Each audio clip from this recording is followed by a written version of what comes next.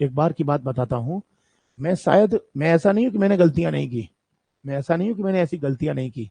एक बार की बात थी, वैसे ही बता देता हूँ चूंकि आप सामने बैठे हो तो।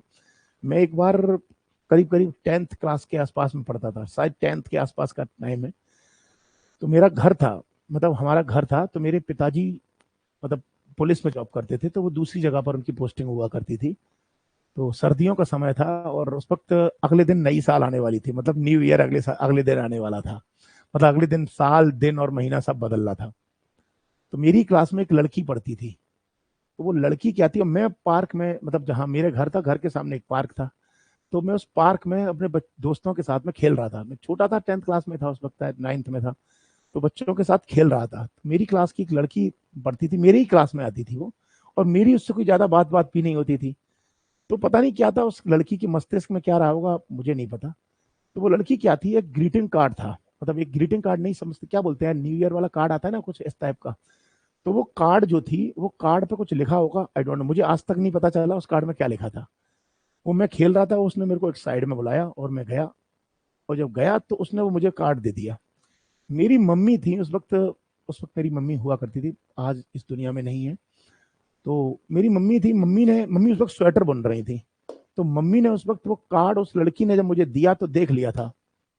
और मेरी मम्मी चूंकि इन मामलों में बहुत वैसी थी, स्ट्रिक्ट थी, क्योंकि हम जो भाई बहन हैं, वो हम लोग पढ़े लिखे हैं, ये बात तो सही है, लेकिन अपनी मम्मी की वजह से है, क्योंकि हमारी मम्मी हमको देखती थी। पिताजी तो चूंकि बाहर पोस्टिंग होती थी, तो ध्यान दे पाते थे, निश्चित रूप से पूरा ध्यान देते थे, लेकिन फिर भी उतना ज्यादा पर डे नहीं दे पाते थे, क्योंकि वो बाहर पोस्टिंग होती थी।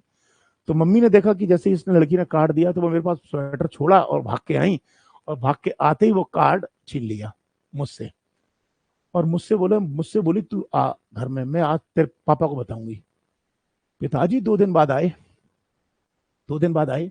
और उन्होंने 2 दिन बाद पिताजी को वो कार्ड दिया। मेरे पिताजी ने मुझको बुलाया। और उस वक्त एक पाइप, पानी भरने वाला पाइप आता था, तो पिताजी ने उस वक्त मेरी वो पाइप जो पानी भरने वाला था ना, मारा था मेरे को।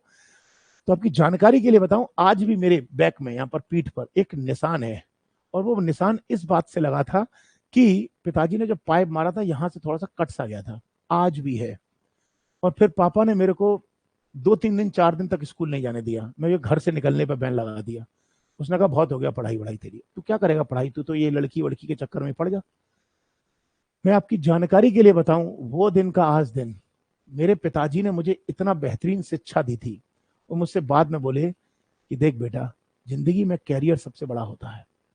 तू अभी 9वीं 10वीं क्लास में है, तू अपने आप को संभाल, नहीं तो भविष्य बर्बाद हो जाएगा। मेरे पिताजी ने मार लगाई मेरी उस वक्त। और आपकी जानकारी के लिए बता दूं, अगर मेरे पापा उस वक्त मुझे ना मारते, तो शायद मैं आज आपको ना पढ़ा रहा होता। इसलिए कहता हूं, माँ बाप की मार भी ना प्यार का काम करती है।